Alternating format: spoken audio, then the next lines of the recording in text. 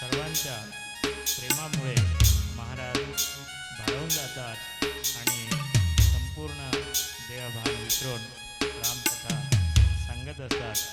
प्रसंगामध्ये ते इतके मग्न होऊन जातात की त्यांना वेळेचं आणि कोणत्याही स्वरूपाचं असं कोणतेही भान राहत नाही। इतके ते कथा सांगताना तल्लीन होतात। समोर देणगी विभागाचं कार्यालय आहे, ते GT कुलकर्णी त्या ठिकाणी ते कार्यालय सांभाळतात। लाभ परमपूजनीय मुरलीधरजी महाराज कलशाचं पूजन करीत आहेत आणि थोड्याच वेळामध्ये रामकथेला सुरुवात होणार आहे। बाहेर जे उभे असलेले रामभक्तप्रेमी आहेत त्यांना विनंती की त्यांनी कृपया पेंडालमध्ये येऊन बसावं। एकही वाक्य महाराजांचं सुटू नये अशा प्रकारची काळजी सर्व श्रोते घेत असतात। अगदी तल्लीन होऊन महाराजांची कथा ऐकतात। एक तरी ओवी अनुभवावी असं ज्ञानेश्वर महाराज सांगतात। महाराजांच्या कथेतला एक तरी वाक्य आपण जीवनामध्ये उतरवलं तर आपलं जीवन धन्य होते।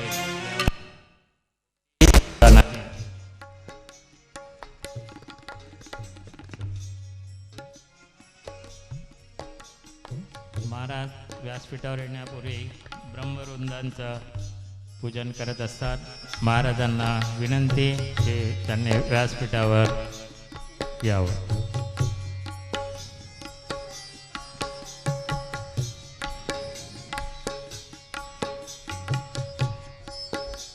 रामकथेचे मुख्य यजमान श्री रतनलालजी वर्मा आणि सौ वर्मा हे महाराजांचं आणि रामायण ग्रंथांचं पूजन करतील आणि श्री व सौ गोदेकर हे महाराजांना हार अर्पण करतील।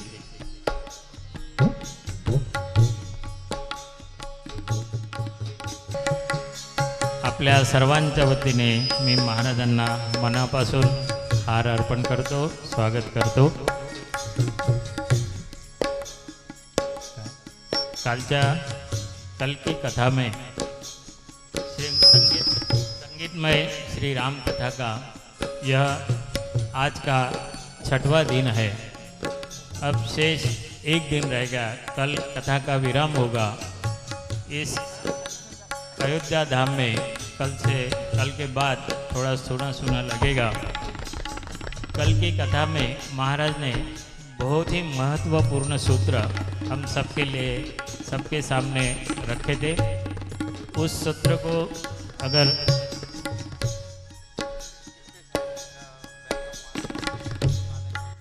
चिकटे साहब बैंक ऑफ महाराष्ट्र मालेगांव महाराज जी का स्वागत करेंगे। जो महत्वपूर्ण सूत्र महाराज अपने कथा में माध्यम के द्वारा बताते हैं, बहुत ही महत्वपूर्ण सूत्र है। कल की कथा में महाराज ने कहा था शुभ से शीघ्र, शुभ बातों के लिए शीघ्रता जरूरी है। जो भी मन में अच्छा संकल्प आया उसे तुरंत पूरा कर दो। दशरथ का और राम राज्याभिषेक का दृष्टांत महाराज ने सामने रखकर यह बताया कि राम राज्याभिषेक कल के ऊपर टाला गया, वो आज किया नहीं गया, इसलिए बड़ा अनर्थ हो गया। तो महाराज बोलते जब भी कभी अच्छा काम करने का हो तो मुहूर्त की ज़रूरत नहीं, वो आज कल करे से हो आज करे सो अभी। ये महत्वपूर्ण संदेश हम सबके लिए महाराज ने दिया। महाराज ने बताया चिंता छोड़ दो और चिंतन करो। चिंता से आदमी परेशान हो जाता है। मानसिक चिंता, आर्थिक चिंता, भौतिक चिंता, ये सभी चिंताएं मनुष्य को नष्ट करती है। महाराज ने मंथरा का बड़ा सुंदर निरूपण किया है। मन जब थरथर करता है, मन जब अशांत होता है, तब मंथरा का प्रवेश होता है, और जब मंथरा का प्रवेश होता है तो पूरा राम राज्य का नाश होता है। यह मंथरा के दृष्टांत द्वारा महाराज ने हम सबके सामने ये तत्व रखा है। राम पर से भक्ति उड़ जाती है तो मंथरा प्रवेश करती है। कैकेयी की भक्ति राम पर से उड़ गई और भरत पर आ गई तो मंथरा ने प्रवेश करा। हमारे जीवन में भी मंथरा कब प्रवेश करे ये हमको पता नहीं चलता, इसलिए मंथरा से और मंथरा प्रवृत्ति से आप सभी सावधान रहिए। मंथरा आपके आसपास ही घूमती रहती है, वो राह देखती है कब किसके ऊपर आ जाओ और कब उसका नाश कर दो, तो आप सभी सावधान रहिए। महाराज ने बड़ा महत्वपूर्ण सूत्र बताया। बाद में महाराज ने बहुत ही महत्वपूर्ण सूत्र बताया। तरुणाई का जो एनालिसिस, तरुणाई का जो विश्लेषण महाराज ने किया, जो तर जाता है वो तरुणाई है। तरुणाई में तर जाना चाहिए, भवसागर पार होना चाहिए, तरुणाई में विषय वासना से ग्रस्त नहीं होना चाहिए। तो महाराज ने तरुण लोगों के लिए बहुत ही महत्वपूर्ण सूत्र रखा है। हम सब बोलते हैं कि अभी से हमको भक्ति की क्या ज़रूरत है, बुढ़ापे में देखेंगे। महाराज बोलते हैं कि तरुणाई में ही भक्ति की ज़रूरत है, बुढ़ापे में तो अपने आप ही आएगी। तरुणाई में अगर नहीं आएगी तो बुढ़ापे में कभी नहीं आएगी। तो महाराज ने तरुण युवा वर्ग पे विशेष ध्यान दिया है और आज की ज़रूरत भी है ऐसे महाराज की कथाओं की। बाद में महाराज ने बोला अभी नहीं तो बाद में कभी नहीं, पश्चाताप करने से आज ही कर लेना अच्छा है। अमीर पीर और फकीर का भी महाराज ने बड़ा सुंदर दृष्टांत दिया। और आराम में ही राम है, राम नहीं तो आराम नहीं। विश्राम में से अगर राम निकाल दिया तो विष रहेगा। आपको विष चाहिए या विश्राम चाहिए, इसका आप संकल्प आप ही करिए और ऐसा संकल्प करिए कि जिससे अपना जीवन तर जाए। महाराज बहुत ही महत्वपूर्ण सूत्र अपने सामने रखते हैं। एक भी सूत्र हम अपने जीवन में लाए तो हम सभी धन्य होते। भगवान जी से प्रार्थना है कि एक सूत्र तो भी हमारे जीवन में आ जाए, ऐसी प्रार्थना महाराज जी से करते हैं। और महाराज जी को विनंती करते हैं कि महाराज आज की कथा का अपने मधुर दैवी अमृतमय वाणी से प्रारंभ करें। धन्यवाद।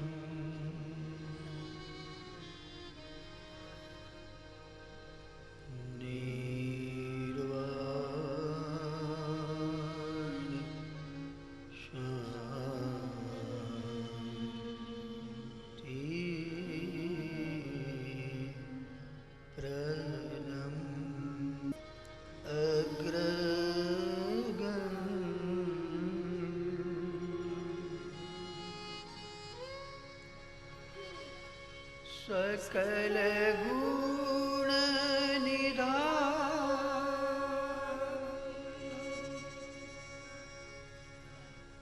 वानरा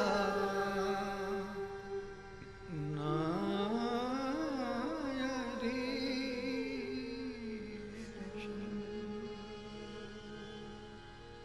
रघुपति प्रिय भक्तम्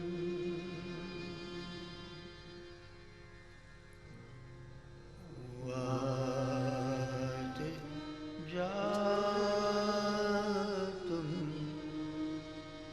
नमामि।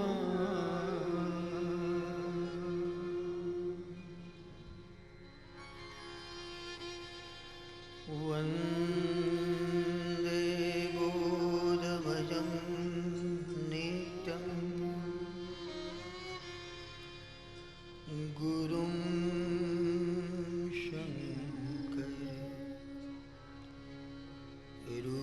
शङ्कररूपिणम्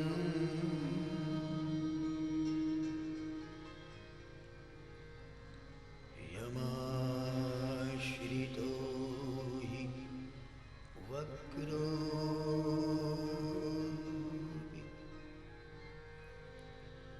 चन्द्रः सर्वत्र वन्दते चन्द्रः सर्वत्र वन्दते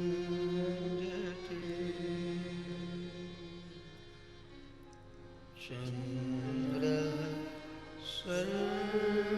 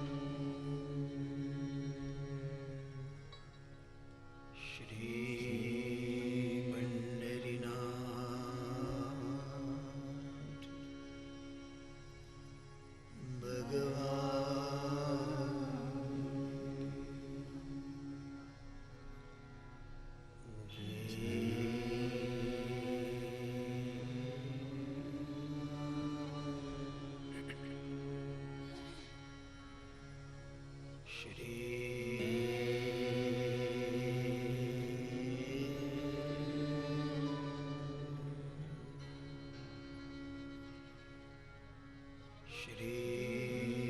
सद्गुरु देव की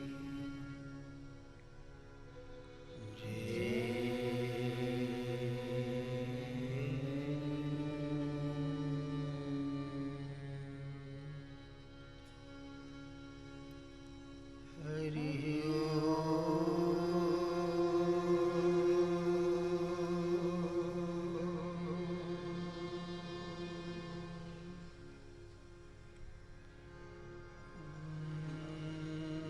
नमः पार्वती पते